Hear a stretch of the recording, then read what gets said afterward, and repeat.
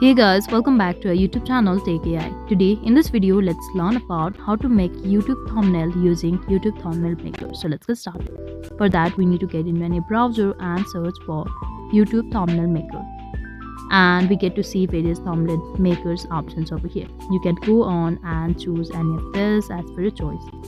Let's go on and click on Paste Me over here. Now simply click on create your thumbnail and make sure you are logged into it. Now you can simply choose any of these templates, or you can generate from AI designer, or you can go on and click on create from blank. You can simply upload the pictures, choose the layout, basics, or you can add graphics or pictures over here. And to upload an image, you can click on upload and you can go on and click on my images over here as well, or you can use the photos already available here.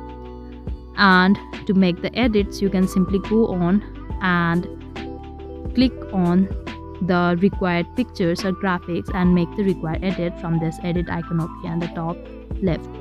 Once you are done, click on this download icon over here and your thumbnail will be ready.